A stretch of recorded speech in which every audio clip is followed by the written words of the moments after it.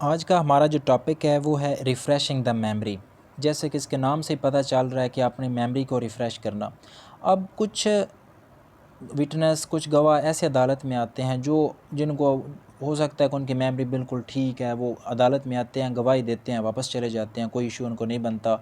वो अपनी स्टोरी जो है, अपनी जो एक कहानी जो उन्होंने अपनी गवाही देनी होती है, वो कंसिस्टेंटली वो पूरी अदालत को बता देते हैं, क्योंकि उनको मेमोरी शॉर्ट का इशू नहीं होता।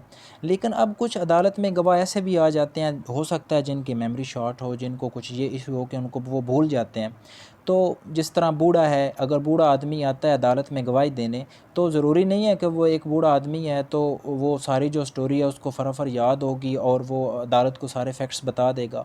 बूढ़ा है, हो सकता है मेमोरी शॉर्ट का इशू हो तो कुछ फैक्ट्स जो है वो भूल जाए।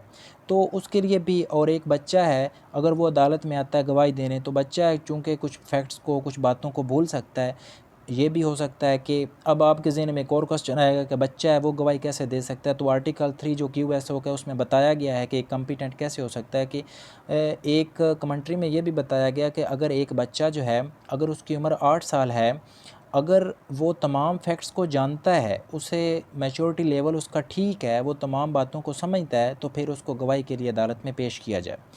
खैर, हम अपने टॉपिक की तरफ आते हैं। तो मेमोरी शॉट, अगर इनको मेमोरी शॉट का इशू है, बूढ़ा आदमी है, उसको भुलक्कड़ है, भूल जाने का उसको मसला है, या बच्चा है तमाम बातों को याद नहीं रख सकता, तो उनके लिए ज़रूरी है कि वो अपने कुछ जो पॉइंट्स हैं ना, वो अदालत में ला सकते हैं। वो उन पॉइंट्स से कंसल्ट कर सकते हैं, वहाँ से देख के अपनी पूरी जो गवाही है वो बता सकते हैं।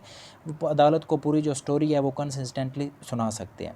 मिसाल के तौर पर अब आगे एक और बंदा है जो गवाह है, एक्सपर्ट विटनेस में आ जाता है डॉक्टर। एक डॉक्टर जो है जिसने पोस्टमार्टम करना है, सारा कुछ वो उसके पास रिपोर्ट्स हैं। अब एक डॉक्टर है, उसने एक दिन में 3-4 अदालतों में जाना है, अपीयर होना है अदालतों में, तो उसके लिए उसको एक जो पोस्टमार्टम रिपोर्ट है उसके फैक्ट्स एंड फिगर सारे याद नहीं रहते। अब इंसान ही है, उसको इतनी 3-4 अदालतों में जाके पेश होना, फिर हर केस के बारे में एक ईच एंड एवरीथिंग बताना, तो ये इम्पॉसिबल बन जाता है।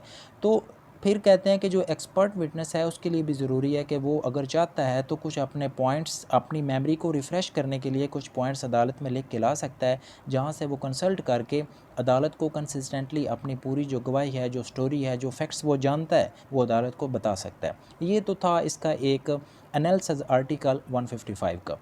अब हम आते हैं पूरी इसकी प्रॉपर पॉइंट्स की तरफ। इसमें जो पहला पॉइंट है वो रेलेवेंट एंड एनालॉगस प्रोविजन। ज़ाहिर बात है, आर्टिकल रेलेवेंट इसमें आ जाता है आर्टिकल 155 टू 157 ऑफ QSO 1984, जो कि पाकिस्तान में अभी भी लागू है।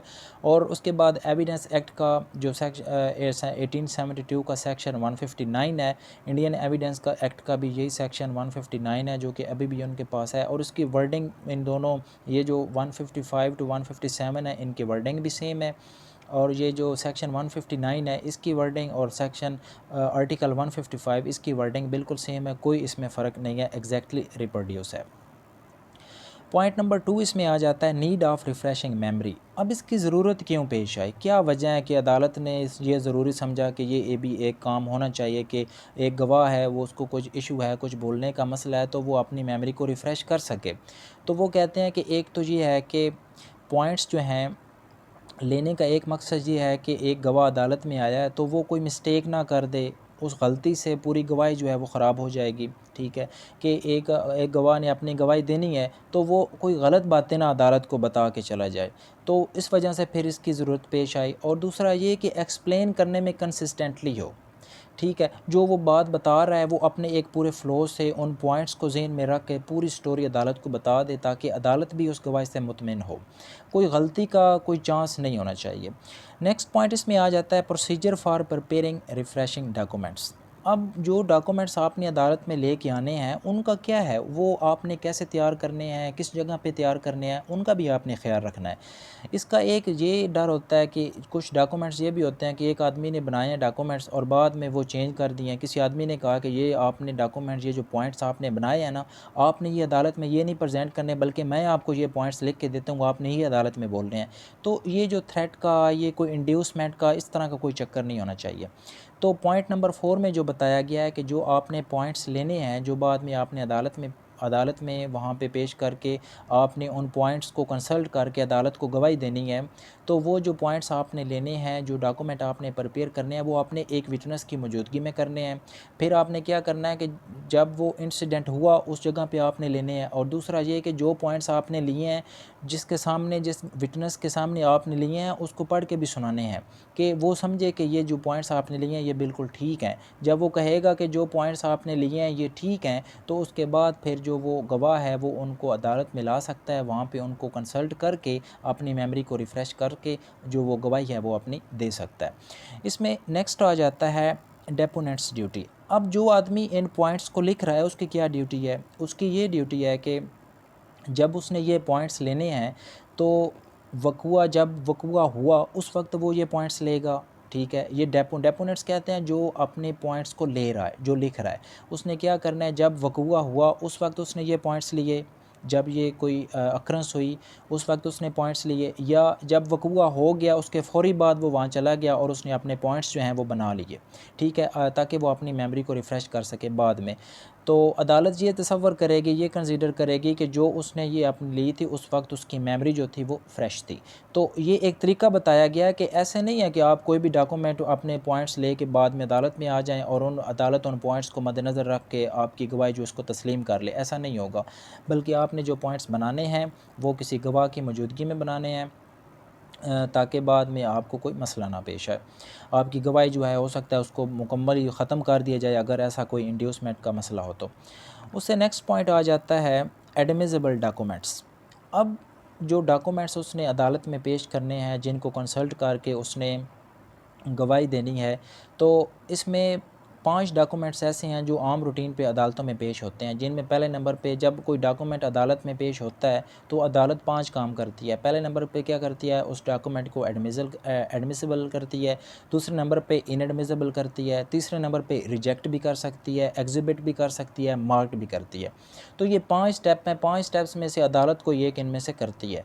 तो ये जितने भी 5 ये जो 5 डॉक्यूमेंट्स हैं ये इस्तेमाल हो सकते हैं अपनी मेमोरी को रिफ़्रेश करने के लिए। एक गवाह है, उसके पास एक डॉक्यूमेंट है जो कि एडमिसिबल है, तो वो अदालत में लेके चला जा सकता है और वो वहाँ उन पॉइंट्स को कंसल्ट करके अपनी गवाही दे सकता है, अपनी मेमोरी को रिफ़्रेश कर सकता है। तो इन 5 डॉक्यूमेंट्स में से कोई भी डॉक्यूमेंट आप जो है वो अदालत में चले जाएँ उनको और पेश करके आप अपनी गवाही दे सकते हैं। उससे आगे आ जाता है एग्जांपल्स ऑफ एडमिसिबल डॉक्यूमेंट्स। अब कुछ उन्होंने एडमिसिबल डॉक्यूमेंट्स बताए हैं, जिस तरह इसमें आ जाता है entry in register, memorandum of account आ जाता है, डीड ऑफ अडॉप्शन आ जाती है, list of recovery of stolen property आ जाता है, रिकवरी सर्च लिस्ट है। अब list of recovery of stolen property, अब एक जगह पे चोरी होगी और वहाँ पे कोई 50 चीज़ें जो हैं वो बरामद हुई। अब एक आदमी जो है वो अदालत में गवाही देने गया तो 50 चीज़ें हो सकता है उसको वो याद ना रहें, तो वो एक पूरी लिस्ट बना लेगा। वो उस लिस्ट को अदालत को वहाँ से देख के बता सकता है कि सर ये चीज़, ये फ़लाँ चीज़, ये भी चीज़ मिली, ये भी चीज़ मिले। तो ये एक आसानी रहती है और कंसिस्टेंटली आ जाती है ताकि जो अपनी गवाही है वो अच्छे तरीके से दे सके।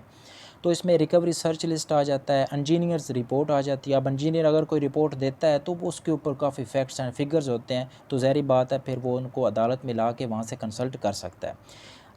इसके आगे फिर आ जाता है previous evidence in previous trial. तो ये पॉइंट नंबर 6 में ही बताया गया, previous evidence in previous trial, कि अगर उसका पहले कोई ट्रायल हुआ था उसके अंदर उसने जो एविडेंस दी थी उस एविडेंस को भी वहाँ पे यूज़ किया जा सकता है अपनी मेमोरी को रिफ़्रेश करने के लिए।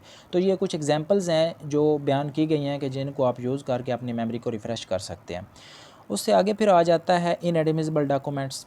अब यहाँ पे चलें, वो तो एग्जांपल्स आ गई एडमिसिबल डॉक्यूमेंट्स की जो हमने ऊपर पढ़ी हैं, लेकिन यहाँ पे उन्होंने बता दिया है इनएडमिसिबल डॉक्यूमेंट्स। अब कुछ ऐसे डॉक्यूमेंट्स हैं जो अदालत में इनएडमिसिबल हैं, लेकिन अदालत कहती है कि रिफ़्रेशिंग द मेमोरी, जब ये मामला होगा तो हम जो है इसके ऊपर कोई क्वेश्चन नहीं करेंगे कि ये डॉक्यूमेंट एडमिसिबल है या इनएडमिसिबल, तो इसके ऊपर कोई क्वेश्चन नहीं किया जाएगा।